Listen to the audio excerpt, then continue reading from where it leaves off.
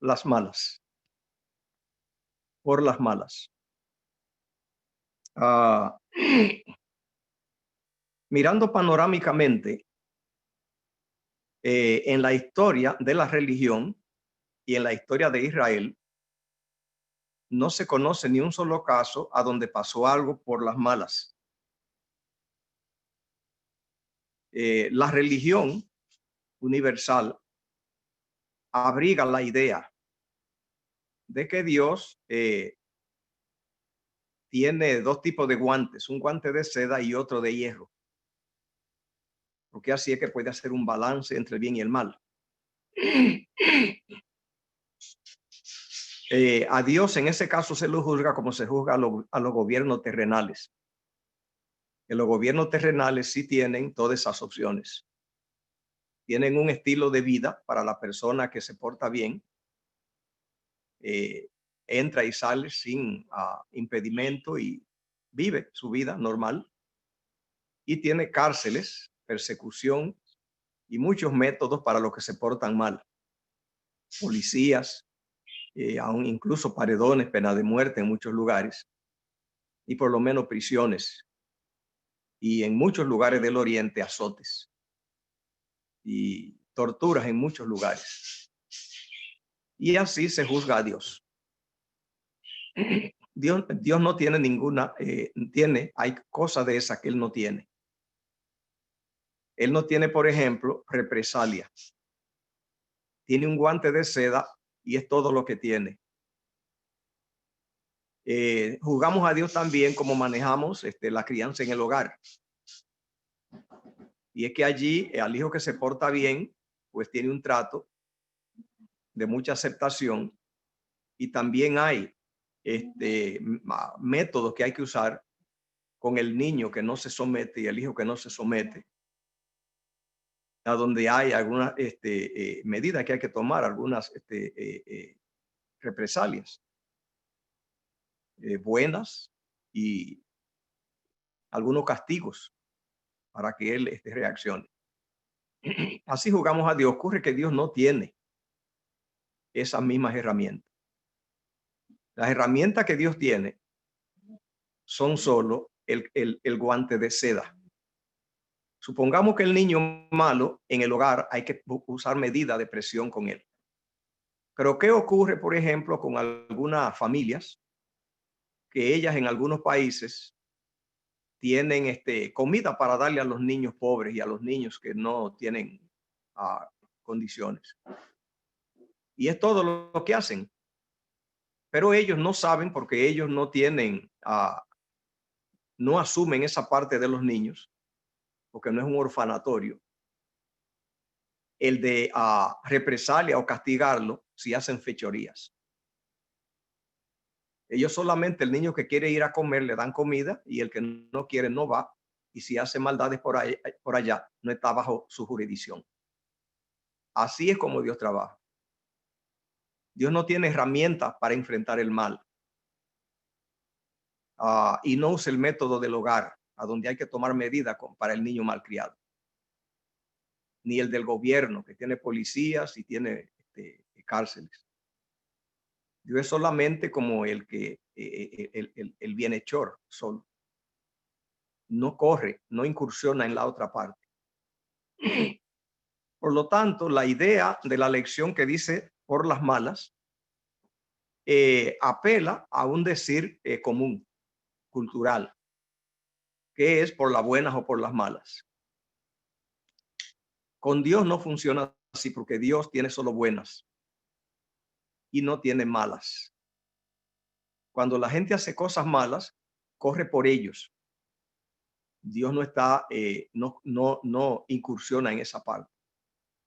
En la historia de la religión tampoco se conocen casos a donde la gente, por las malas, se logró que ellos hicieran, cambiaran y se lograra resultados buenos. No se conocen casos. Trabajando con el plan divino. En esta lección que tenemos hoy, en la cual nos gustaría mucho que dieran su opinión. Esperamos que usted ha leído. Lo que nos está dando es, por decirlo así, más de lo mismo. ¿Por qué más de lo mismo?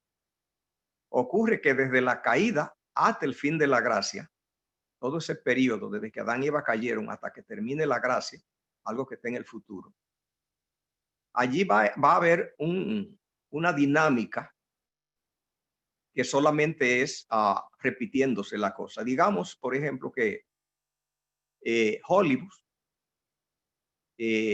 ha producido muchas películas, muchas, y se espera que produzca más y hace mucho dinero. Ocurre que Hollywood es solo una película que ha hecho. Desde la primera que hizo hasta la película última que hará, ha hecho solo una película. Porque descubrió que si hacía otra película, no tenía atractivo. Descubrió que hay una sola película que hizo, que era la única que le producía dinero. Esa película, ¿qué ingredientes tiene? ¿Cuál es su formato? Allí lo que se necesita es, en la única película de Hollywood, lo que tiene que salir allí es solamente que aparezca un villano haciendo un poco de fechorías y que cuando ya la gente esté cansada de él, aparezca entonces un héroe y lo encare y lo doblegue, lo someta y haga justicia. Ahora, lo que ellos le cambian es el escenario solo, pero el guión no puede cambiar. Por algo la humanidad tiene de que hay un germen que tiene algo en el corazón humano y es que se siente lastimado por lo malo y que quiere que se haga algo contra el malo para que se resuelva el problema. Y Hollywood lo descubrió y por eso hacen tanto dinero. A veces la película la hacen con karate, otra al puño, otra con piedras, otra vez se usan la bomba atómica, otra vez se usan bombarderos modernos. Solamente es la pluma que le cambian al pájaro. No pueden cambiar el formato de que haya un malo que hizo cosas, la gente está molesta y aparezca alguien y entonces arregle y corrige. Eso es también lo que ocurrió en el cielo. Y es el conflicto cósmico, es también ese, lo mismo. Hollywood lo que hace es hacer dinero con el conflicto cósmico. En el conflicto cósmico que usted y yo estamos envueltos, es a donde esas cosas se dan y también cambian de escenario. Hay un malo que fue Satanás, lo dice la parábola del sembrador. Allí es que lo describe bastante bien. Y Génesis 3. En la palabra del sembrador dice que había un granjero y que tenía siervos, pero que sembraba semilla buena. Y que un enemigo oculto, cuando los hombres se durmieron, vino y sembró cizaña. Y cuando los hombres despertaron, encontraron que había cizaña, no supieron cómo vino y le preguntaron al dueño de la granja, ¿qué pasó? Sembraste semilla buena, no entendemos de esta cizaña. Y él, que conocía lo que pasó, dijo, cuando los hombres durmieron, un enemigo vino y la sembró cizaña y se fue. Porque él todo lo hace oculto. Espera que se duerman y también se va. Y ellos dijeron, ¿la arrancamos la cizaña de una vez? Dicen, no, no la arranquen, sino esperen a que los ángeles en el fin de la cosecha lo hagan. Lo dice allí la parábola. Dice, cuando termine todo en el fin, los ángeles entonces vendrán y arrancarán la cizaña en el fin de la cosecha, la amarrarán en manojo y la tirarán en el fuego. Y entonces los santos resplandecerán como el sol en el reino de mi Padre. Eso es lo que dice la parábola en Mateo 13. Así que entonces todavía no ha llegado el tiempo en que Dios le ordene a los ángeles que recojan la cizaña, la aten en manojo y la echen en el fuego. Todavía estamos en el tiempo, pero ya sí sabemos qué está pasando.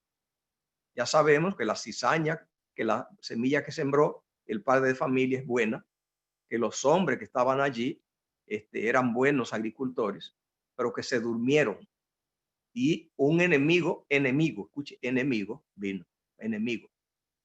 Sembró cizaña y se fue. En otra palabra, no se supo el origen del problema, porque la sembró cuando estaban dormidos y luego ahora que la siembra se desaparece. Entonces nadie supo cómo vino.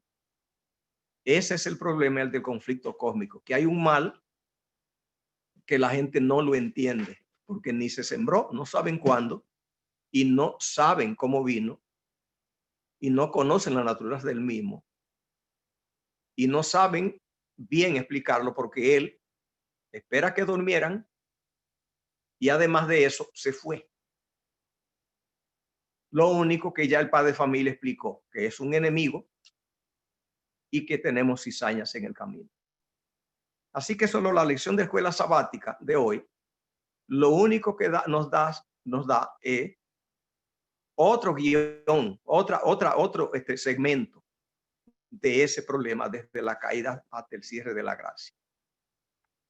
¿Qué es lo que nos dice allí? Bueno, en lecciones pasadas leímos a Isaías capítulo 6. En Isaías capítulo 6, allí leímos que Isaías vio al Señor sentado en su trono alto y sublime, que su falda llenaban el templo, que encima de él había serafines, que decían santo, santo, santo, Señor Dios de los ejércitos. Y también dice que él al mirar al Señor, entonces vio su condición por la ley del contraste, explicamos, vio que era muerto y que la gente que lo rodeaba era muerta también. Y que vino uno de los serafines y cogió un carbón encendido del altar. Ese altar significa que es de origen divino. No cogió un fuego de cualquier lado. Es un fuego que sea sagrado y que lo pasó por los labios y fueron limpiados y fue, dice, quitado su pecado. Y que se anunció quién quería ir a hablar por nosotros, dice Jehová, y que Isaías se ofreció. Y preguntó qué trabajo iba a hacer y hasta cuándo hablaba. Y le dijeron, tú vas a hablar hasta que no quede hombre. O sea, tu ministerio no va a producir resultados. Tú vas a predicar y tu predicación irá siendo marcada por el fracaso total. Dice, no va a quedar hombre, no va a quedar granjas, no va a quedar ganado, no va a quedar nada. Eso va a ser el resultado de tu predicación. Pero se le dijeron, pero como el cedro, que lo cortan y queda el tronco y después retoña, así va a quedar, dice, el tronco, la simiente santa. Esa simiente santa dijimos que es la simiente bíblica, profética, que es Cristo. Pero recuerde que Cristo, la simiente, produce simiente. Así que iba a haber entonces en Israel fracaso total, iba a ser destruido la nación de Israel, pero el Mesías y un remanente del Mesías, a donde la simiente santa que es el Mesías, iba a poder operar y le llamaría yo y los hijos que me dio Jehová. Eso está 2 veces en la Biblia. Lo dice cuando lo dice Isaías, que mientras profetizaba y se eliminaban los hombres, tuvo 2 hijos. Y después él dijo, he aquí yo y los hijos que me dio Jehová. Y después el autor de la carta a los hebreos, en Hebreos 2:13, dice que ese era Cristo. El que se iba a presentar, dice, con la tierra destruida y él y los hijos que le había dado Jehová. Así que eso es lo que dice a grandes rasgos la lección de hoy. Ahora, ¿cómo lo presenta? ¿Cuál es el escenario nuevo para hoy? El escenario nuevo para hoy es explicando cómo fue el fracaso de la nación de Israel, y es que Acaz, el rey Acaz, simplemente, cuando Jehová le dijo que le ofrecía toda la ayuda y que pidiera señal, el miedo fue de tal magnitud que no se atrevió a creer, a confiar en Jehová, porque vio que el cuadro era muy, muy deprimente. creyó que cogiendo los utensilios sagrados y el oro del templo y llevándoselo a Tiglat-Pileser para que lo protegiera del reino del norte de sus hermanos, los israelitas, Efraín, y de Siria, le iba mejor. Y que consultó a sus dioses, pasando sus hijos por el fuego, o sea, quemándolo, haciéndole sacrificios a Jehová, creía él, solo que a la manera como lo hacían los asirios. Porque él razonó y dijo, si ellos son fuertes, mire el razonamiento de él. Él dice, si yo estoy débil y ellos son fuertes, la idea de que ellos son paganos no me convence. ¿Por qué no? Porque la lógica dice que a ellos le están yendo bien y que yo sirviéndole a Jehová me ha ido mal. Porque mira cómo estamos y ellos son poderosos. Así que la lógica simple, el sentido común, dijo acá, me dice que el Dios de ellos funciona. ¿Por qué? Porque son fuertes. Y ellos pasan sus hijos por el fuego. Se me ocurre que haciendo lo mismo, simplemente seré fuerte igual que ellos. Ese razonamiento. ¿Qué nos enseña eso a nosotros hoy? Bueno, nos enseña de que ¿qué quedó a final de todo? Bueno, dice que quedó la simiente santa, Cristo, y también Isaías con sus hijos, y 2 o 3. Así fue. Cuando Cristo nació, la nación lo rechazó. La sinagoga donde él se crió fue a donde él primero presentó sus credenciales, en Nazaret. Y allí decidieron ese día matarlo, el día que cuando él vino después de estar en el desierto. No pudieron ese día, se le escapó, se fue a Capernaum. Pero 3 años y medio lo mataron en Jerusalén. ¿Y qué le pasó a la nación? Lo que le dijeron a Isaías. Dice hasta que no quede hombre. Así que en el año 70 los romanos destruyeron todo. A la tierra le cambiaron el nombre y le llamaron Palestina. Cuando usted hable con un judío, no le diga eso porque es un insulto. Porque Palestina es un atropello de Filistina. Los romanos estuvieron tan molestos con los judíos por la rebelión que hubo, las rebeliones del 70 y otras, que ellos decidieron ponerle el nombre de los enemigos de Israel, que eran los filisteos, y le pusieron Filistina. Y la gente, esto es atropella la palabra y le llama Palestina. Así fue destruido todo. Pero la simiente santa, el Mesías, vino, ocurrió, existió, salió. Y un remanente con él. Y eso es lo que pasa aquí en esta lección también. ¿Hay algún comentario, pregunta sobre la lección? Sí, que el pueblo no quiso aceptar la tranquilidad y la paz de la bendición de Dios de su amor, y entonces ellos mismos provocaron la turbulencia y el desastre que vino porque no quisieron aceptar la bendición del Señor. Una de las razones por la cual Acaz, repito, no creyó en Jehová es porque él analizó y vio que Israel, que le servía a Jehová, estaba en precarias condiciones y que los asirios que no le servían estaban llenos de poder.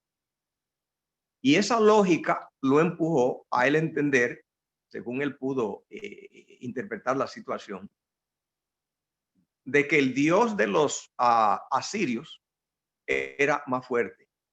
Usted dirá, bueno, ¿tiene sentido eso? Bueno, nosotros no creemos que tiene sentido. Sin embargo, ¿vale la pena analizar eso? Yo creo que sí. Le voy a decir por qué. ¿Sabía usted, mi querido, que la razón por la cual hay tanta gente que lo piensa 2 veces para seguir a Dios? Lo piensa 2 veces. Y muchos que lo siguen después deciden regresar atrás. es porque ven que los malos están muy bien y razonan que con Dios no ocurre de la misma manera. Y déjeme decirle que los malos le van muy bien. Los malos tienen mucho poder. Los malos la pasan muy bien en la tierra. Ese fue el razonamiento de acá. ¿Ve? Dice, los dioses de ellos lo han ayudado. Así que esa lección para hoy tiene peso para que reflexionemos. Tenga cuidado usted, según el Salmo 37 dice,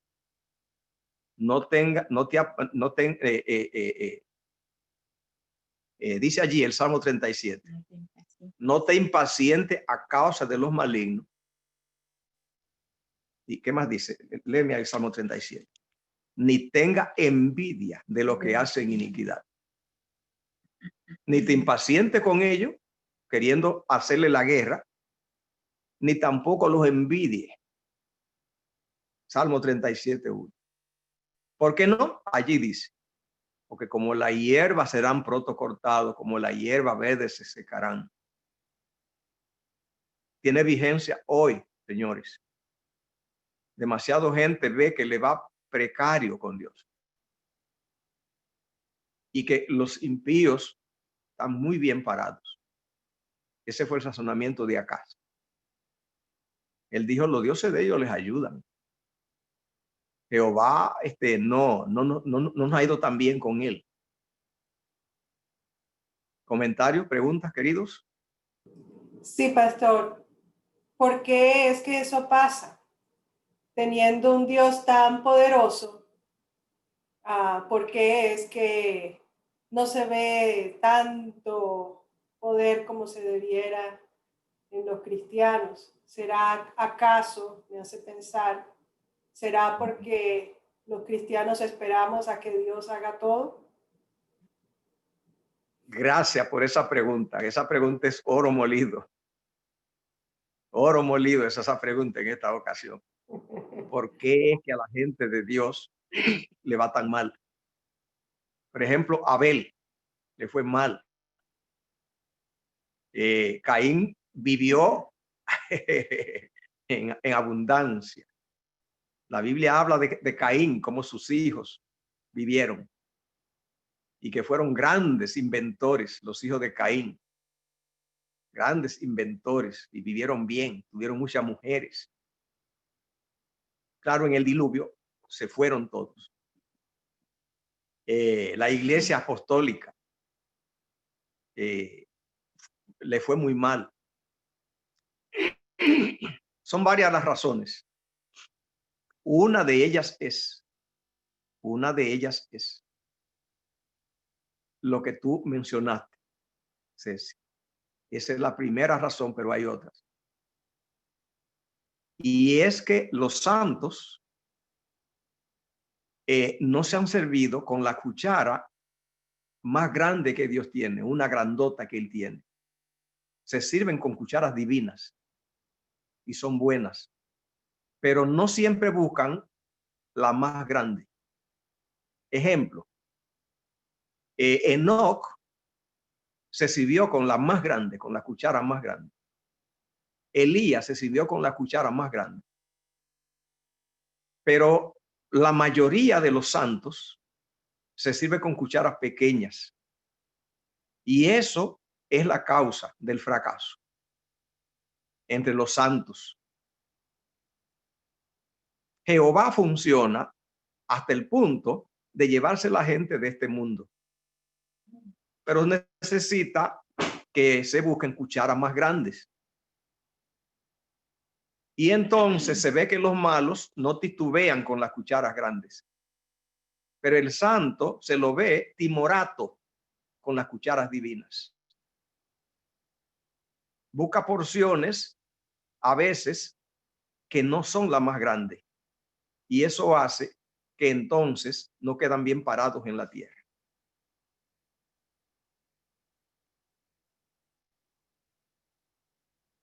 ¿Comentario? ¿Pregunta? Gracias, pastor. Adelante. Bien. No, adelante, Erika, adelante. Yo tengo una pregunta. Bueno, Adelante, Erika. la pregunta era, ¿cómo te sirves con la cuchara grande? Como en el caso de Enoch, en este tiempo ahora, ¿cómo uno puede hacerlo? No necesariamente nos tiene que pasar como Abel, que no logra, bueno, no quiero decir que no logra, pero no necesariamente tenemos que vivir mal o así, sino que nosotros también podemos lograr grandes cosas, pero ¿cómo es servirse con esa cuchara grande? No comprendo mucho, pastor. ¿O cuál es la cuchara grande también? Gloria a Dios. Gloria a Dios. Esa Mire. era mi pregunta ya. En la lección de hoy, que usted la leyó, y la Biblia dice que Israel fue arruinado, destruido, Acaz y toda esa gente y esos reinos y todo se arruinó, porque no creyeron en Jehová. Pero que Isaías y sus hijos sí se presentaron. He aquí yo y los hijos que me dio Jehová. La simiente sobrevivió. Ok. Sin embargo, Isaías no le fue tan bien como Enoc y Elías. Porque Manasés se molestó con Isaías. Ya Isaías llevaba casi 60 años de ministerio. Muy anciano. Y seguía hablando, diciendo sus cosas. Y Manasés se molestó y ordenó que lo atraparan. Y él, asustado, huyó y se escondió. Le tuvo miedo al rey. Se metió, dice la tradición, en un árbol grande que había, hueco. Y se metió en ese hueco. Y los guardias del rey le avisaron al rey, le dijo, Elías está en el hueco del árbol. Y Manasés dijo, perfecto, déjenlo allá. Lleven la sierra y corten el palo con él. Dice la tradición que lo aserraron. Pero resucitará en la resurrección de los justos. Y los que no creyeron en Jehová, no. Pero la pregunta es, ¿y esa cuchara grande cuál es? ¿Y cómo se consigue? La hay. Cristo, por ejemplo, se fue 40 días y 40 noches al desierto. Y allí Cristo se fue a prepararse para que lo mataran. Con ese ayuno. Cuando salió de allí, salió ya con todo listo para que lo mataran. Porque eso fue lo que aprendió en el desierto. Le enseñaron cómo prepararse para que lo mataran. Cristo dio ese paso, dice al desierto 40 días y 40 noches a prepararse para que lo mataran. Para que todo aquello que se vayan al desierto 40 días y 40 noches a orar, se prepare para que no lo maten.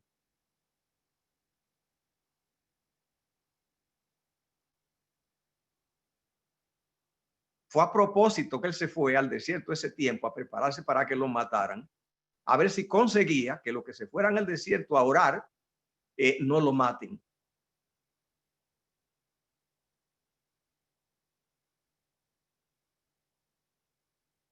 O sea, pastor, que la cuchara entonces sería la oración y el ayuno. Hay una relación con Dios diseñada que los 144,000 tienen que experimentar. Y por eso hasta que este pueblo no aparezca, esa primicia, Cristo no viene. Porque tiene que quedar confirmado delante del universo que los que se van al desierto a orar como Cristo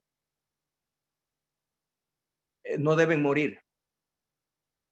Porque ya Cristo se fue a hacer eso buscando que a ellos no lo maten.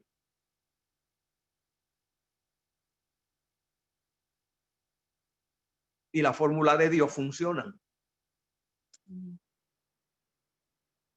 Por lo tanto, hay un nivel de oración que consigue que el ser humano no lo maten.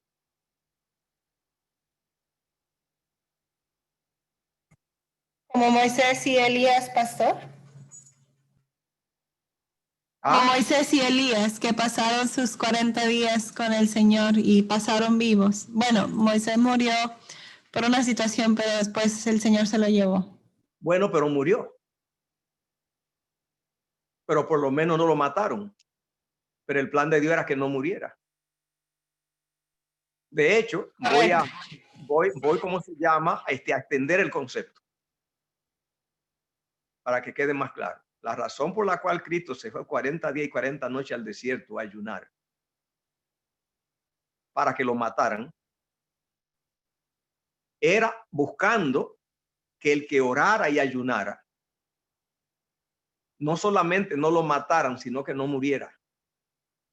Pero que si no, si no lograba irse al cielo vivo, pero que no lo mataran.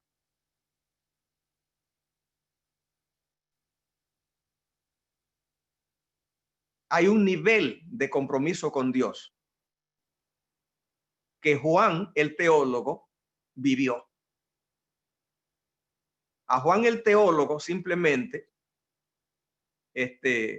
Domiciano, creo que fue en ese tiempo, simplemente ordenó que fuera muerto, como Herodes decapitó a Santiago, como Nerón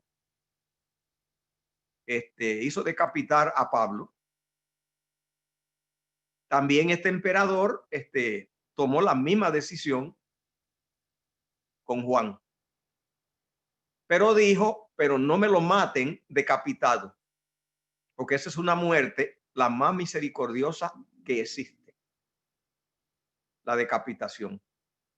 En la decapitación solamente hay sufrimiento emocional, pero no físico.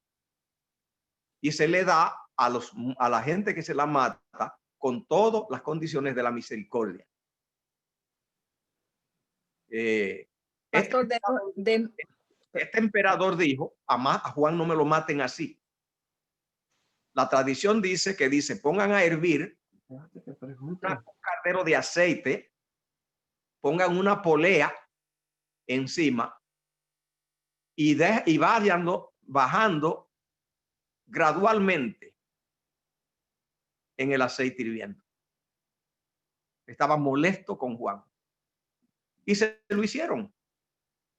Y lo mismo que le pasó a los jóvenes hebreos en el horno, le pasó a Juan. Simplemente no le pasó nada y entonces fue que lo mandó, dice, sáquenlo entonces de la civilización, y en ese tiempo se llamaba ostracismo, a alguien sacarlo del mundo activo y llevarlo a un lugar a donde no hubiera actividad.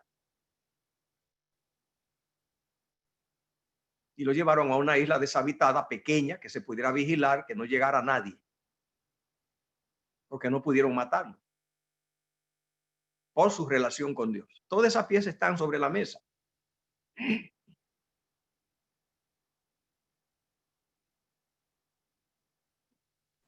Pastor, denos la clave de sus 40 días de ayuno de usted. Denos la clave, ¿cómo lo hizo? Yo no he ayunado 40 días y 40 noches sin comer corrido. Los he ayunado, pero ha sido gradualmente. Cuando yo ayuno, es como un entrenamiento. Mire, la función del ayuno, no, el ayuno no consigue nada espiritual. El ayuno todo la función es fisiológica. Cuando se ayuna pasan cosas en el cuerpo solo. Lo que pasa es que Dios, como el hombre lo creó con un mecanismo para que el hombre se pudiera comunicar con él, hay hábitos en el hombre que obstruyen ese mecanismo y hay hábitos que le dan descanso a ese mecanismo para que Dios pueda comunicarse con el ser humano. Y el ayuno es uno de ellos, el más eficiente para quitar los obstáculos a ese intento de Dios de comunicarse con el hombre. Ya. Y sobre todo desarrollar dominio propio, ¿no? Esa ya sería la metodología para conseguir ayunar. Una disciplina. Ok. Gracias. El asunto que ha ocurrido con la religión es que la mayoría de los creyentes en Dios no hemos tenido agallas grandes. Y eso es lo que ha dado el resultado que ha habido.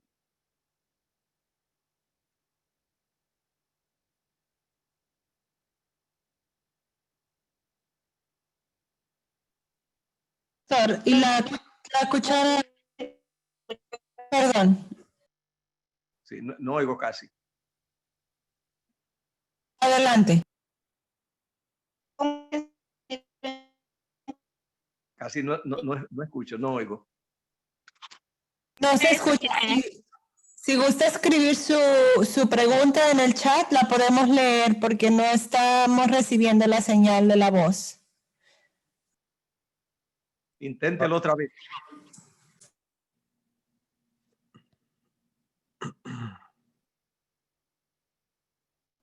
Que ella dice que cuál sería la cuchara en sí. Bien. ¿Cómo la cuchara grande? Porque dio una narración, pero exactamente no dio la exacta. Bien. Yo tengo un amigo y no es adventista. Él dice que es uno de mis alumnos porque él aprendió cosas que yo le enseñé a un hermano de él que es un pastor adventista. Y él se hizo pastor, pero no se hizo adventista. Y él ha hecho maravillas. Él vive en el estado de Washington y cada vez que él va a hacer un proyecto, se va a ese monte a orar y pasa semanas sin comer para cada proyecto. Y lo que ha hecho es un imperio eclesiástico, Tiene emisoras, canales de televisión. Y la iglesia de él, una de las iglesias de él, trabaja 24 horas al día. Los ancianos, los diáconos, ellos se turnos de 8 horas, corrido 24 horas, 365 días al año. La gente 24 horas yendo a orar. Y cada vez que él tiene un proyecto, quiere una emisora, se va a orar, ayunar. Es decir, el que se atreve mucho con Dios, Dios se atreve mucho con él. El fracaso de la religión y la mediocridad del cristianismo ha sido la mediocridad del cristiano. El Dios que la Biblia dice y que todos claman que es grandote, grandote, grandote, es más grande que eso aún. Pero los incrédulos están muertos de las risas, porque cuando oyen al cristiano hablando de un Dios grandote, grandote, grandote, y a ellos lo ven pálido, descalzo, hambriento, sin comida, mendigando, se mueren de la risa. Porque dicen qué pasó con un Dios tan grande y gente tan mendiga. El problema es que simplemente se arriesgan poco con Dios. El que se arriesga con Dios, Dios se arriesga con él. Dios funciona, Dios no es, queridos. Dios no es una teoría. Los dioses falsos son solo ideas, Dios no. Funciona. Y eso que dice todo, eso es poco, eso no es nada. Amén, pastor. Pero hay que arriesgarse. Y el que pierde todo por Dios, Dios le da todo. Amén. Hay que aprender. La mayoría de los cristianos, la mayoría de los cristianos pierde todo lo que tiene porque espera que se lo arrebaten los impíos, que le arrebaten la vida, que le arrebaten la casa. Si la persona votara eso sin arrebatamiento, sin que se lo arrebaten, lo suelta para agarrar a Dios, Dios lo agarrarían en las manos. Él se deja atrapar. Pero hay que salir para agarrar.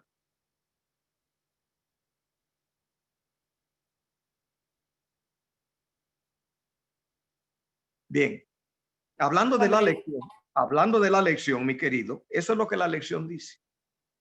La lección presenta solamente un segmento más del conflicto cósmico, a donde está allí los impíos con mucho poder, que son los asirios, los creyentes que no creen en Jehová, ese es Acaz, y Judá. ¿Qué dice allí el versículo? No llamé conspiración a lo que este pueblo llama conspiración, le dijo Jehová a Isaías. No se llenen de terror ni tengan miedo. A Jehová sea vuestro temor y a él sea vuestro miedo. ¿Y qué dice el versículo? Y entonces yo seré por santuario. Eso es lo que dice la lección.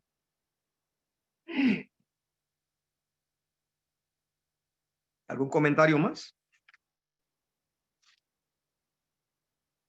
Solo, pastor, quería decir con respecto a la cuchara grande que para agarrar esa cuchara grande hay que soltar nuestra cucharita de palo. Gloria a Dios. Gloria a Dios. Ese es el secreto. Nuestra comodidad, nuestro buscar la presencia del Señor, que es lo que tenemos que hacer. Estar en comunión con Él día y noche, buscar ver de tú para que Él nos revele. Eso es, ¿no? Es morir a nosotros mismos para que el Señor Claro. pueda dar los frutos. Cuando uno está en comunión con Dios y uno se acerca a Dios, ahí mismo uno muere también. Bueno, si es que muere, entonces muere. El problema es que hay demasiada gente que mueren y no mueren. No. Morir al uno mismo, al yo. Sí, hay demasiada gente que muere y no muere. Y eso ya lo sé. Ya. Pero eso es lo que usted se refiere. Ok. Ya dicen que murieron y hay una religión y se repite que hay que morir y uno descubre que eso no ha ocurrido, que eso no ha pasado.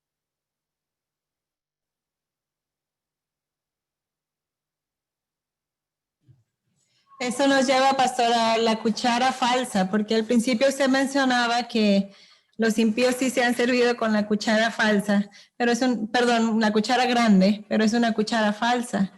Como le pasó a Acaz, que él vio y se deslumbró con el altar que había en Damasco, pensando que de ahí obtenían la fuerza.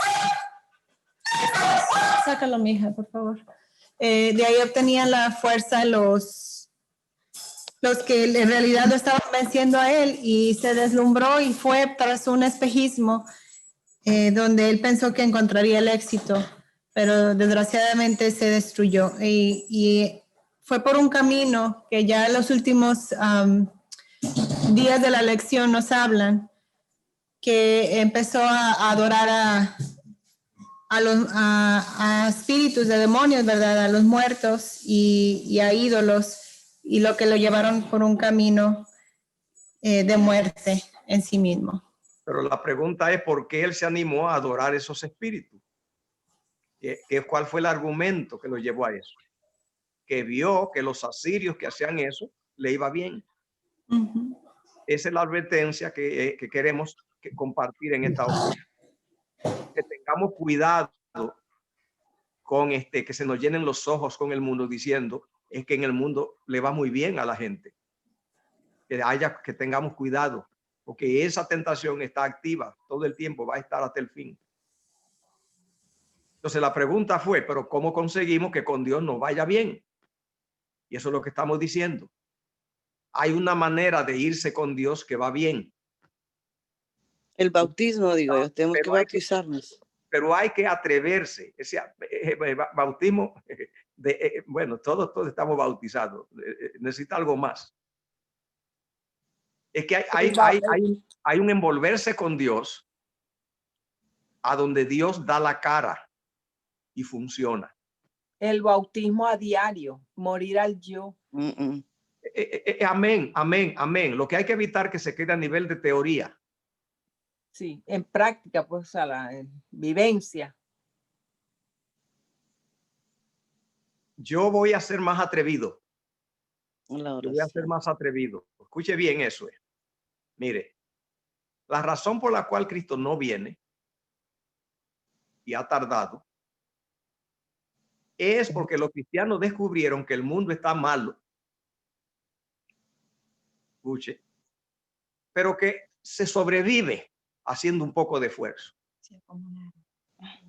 Esa es la razón por la cual Cristo descubre que no puede, todavía no es tiempo de venir. Porque los cristianos descubrieron que aquí está muy malo, pero que ingeniándosela de muchas maneras, entonces se puede bregar. Se acomoda.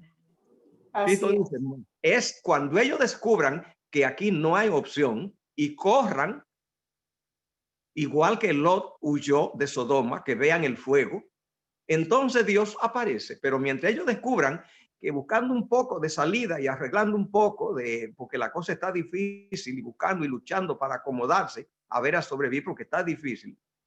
Cristo dice, no puedo ir todavía. ¿Y cómo podemos correrle? Correr como Lot. De O hecho, sea, y Cristo dijo, preparando las maletas. ir preparando suena muy lento. Agarrarlas y correr. Correr, porque Lot, recuerde, Cristo dijo, para mi venida, acordaos de la mujer de Lot. Ya dijo que es como Sodoma y Gomorra el problema. ¿Qué dos cosas allí? Número uno dice que el fuego está a cargo, está preparado para destruir todo. Soltar las maletas y correr. ¿Qué le dijo a la mujer de Lot? No mire para atrás. ¿Qué indica mirar para atrás? Que había intereses todavía. Entonces hay problema. Hay apego. Es huir y huir. O sea, las cosas nos atan aquí en la tierra, ¿verdad? Exacto. Es difícil, pero yo comienzo a buscar estrategia para buscármela. Entonces dice, el Señor dice, no puedo ir. Todavía no.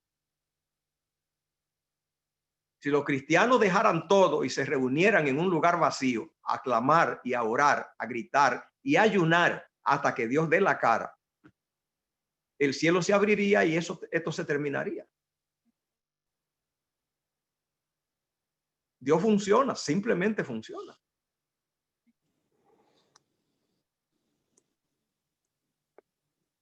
Pero, pastor, entonces como que todavía estamos muy cómodos. Pues Y como no las ingeniamos sin Dios, todavía no vemos esa necesidad. Eso es lo que nos está previniendo de usar la gran cuchara, ¿verdad? Gloria a Dios. Gloria a Dios. Sí, Esto es lo que hizo Acaz. Eso es lo que nos han infundado en las religiones. Por eso es que esa es la mentalidad que nosotros teníamos. Escuche bien, Acaz, ¿qué dijo? Acaz dijo, mira, a los asirios le va muy bien. Si yo copio lo que ellos hacen, me va a ir igual. ¿Por qué? Porque descubrió que a los malos le va bien y comenzamos a elaborar estrategias de ver cómo también sobrevivimos. Eso es todo. Pastor, como entonces, por ejemplo, ahorita estaba pensando en quién sí se sirvió también con la cuchara grande y pues está José, ¿verdad? José el de Egipto, él llegó a ser el rey de tanto y a tener muchas riquezas así, pero su corazón le pertenecía a Dios. Entonces, gracias. Bueno, José perdió todo porque José, quienes lo venden sus propios hermanos, indica que perdió su familia. Luego le llevaron una ropa sucia de sangre al papá, así que también en el corazón del papá, él también desapareció.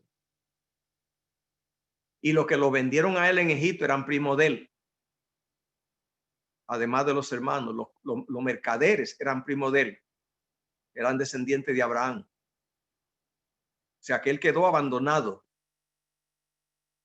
Allí entonces, cuando pierde todo en la tierra, busca a Jehová. Entonces Jehová, cuando se pierde todo en la tierra, da la cara. Y por eso fue que le fue bien.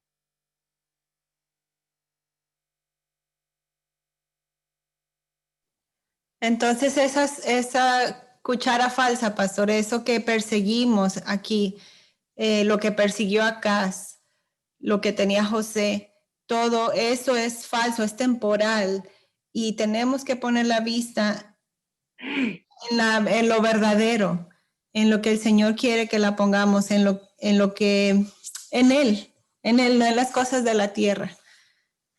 Y entonces en nuestro tiempo, cómo invertimos nuestro tiempo va a cambiar totalmente, porque ya no estamos buscando ese espejismo que nos ciega los ojos, sino ahora buscamos al Señor. Y eso nos va a llevar al ayuno que usted mencionaba de los 40 días, porque buscaremos con anhelo la presencia de Dios, nos deleitaremos en su presencia, en su compañía, en el caminar con Él diariamente, cada vez más, como hicieron estos hombres que lo lograron. Tenemos esas historias para saber que es posible. Si ellos lo lograron, tú y yo podemos también lograrlo.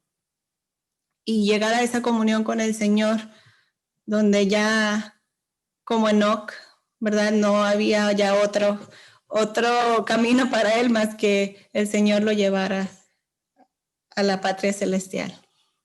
Enoc tenía muchas cosas en la tierra de cuáles pegarse. Él tenía esposa, él tenía hijos, tenía nietos y tenía muchos amigos y gente que lo admiraba. Pero para Enoc la tierra no era opción y Jehová se lo llevó.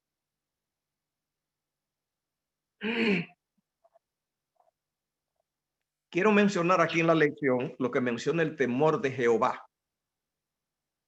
El temor de Jehová está en Proverbios 8:13, porque sobre eso hay muchas discusiones teológicas, sobre qué temer a Jehová, temor a Dios, ¿qué es eso? Miedo. Jehová sea vuestro temor, él sea vuestro miedo.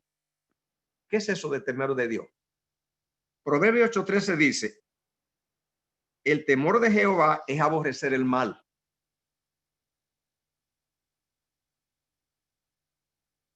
La soberbia y la arrogancia y el mal camino y la boca perversa aborrezco. Que quede claro entonces, y toda esa teología ya no son necesarias para aclarar y decir y definir si a Dios se le tiene miedo, si hay miedo. Porque primera carta de Juan 4:18 dice que en el amor de Dios no puede haber temor, no hay castigo. Porque el que tiene temor al castigo, dice, el amor de Dios no se ha perfeccionado en él. Primera carta de Juan 4:18. O sea, si se tiene un Dios al cual le tiene miedo, temor y que hay castigo, Juan dice, usted no conoce entonces el amor de Dios, porque el amor de Dios no tiene esos ingredientes. Proverbios 8:13 dice, ¿cuál es el temor de Dios? ¿Tiene usted miedo a Dios? ¿Tiene miedo? ¿Tiene temor? Olvídese de eso. Es una actitud que usted tiene que tener hacia el pecado, no escondió el problema. A eso que Dios le llama temor de Dios, dice. El temor de Jehová, Proverbios 13 es aborrecer el mal. El problema no es con Dios, sino con el mal. ¿Ve? La soberbia y la arrogancia, ¿ve? Y la boca perversa aborrezco. Es el temor de Jehová. ¿Algún comentario? ¿Pregunta más?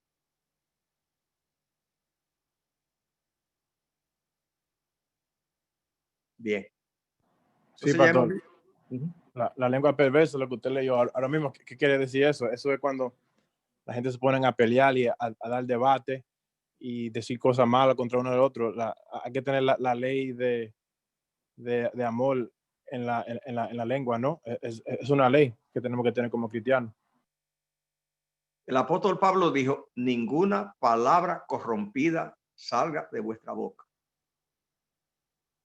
sino solamente de la que dé gracias a los oyentes. Toda palabra negativa, de malos augurios, acusando, sacando en cara situaciones, reclamando con derecho, trayendo a colación dificultades o teniendo un comportamiento hacia los demás que sea tóxico. Las quejas, pastor. Quejas. Toda palabra que no dé vida, que no edifica, que no sea de perdón, de misericordia, de alabanza a Dios, motivación y amor. Eso es lo que dice aquí, que el temor de Jehová es aborrecer el mal, la soberbia y la arrogancia, el mal camino y la boca perversa. Dice ese temor a Jehová. Ya no tiene que estar temblando con que Dios tenga algún garrote, porque ya lo que tiene que mirar es las conductas incorrectas.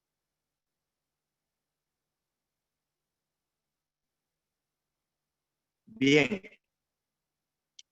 Gracias por la participación de todos los que hicieron posible este estudio. Gracias, pastor.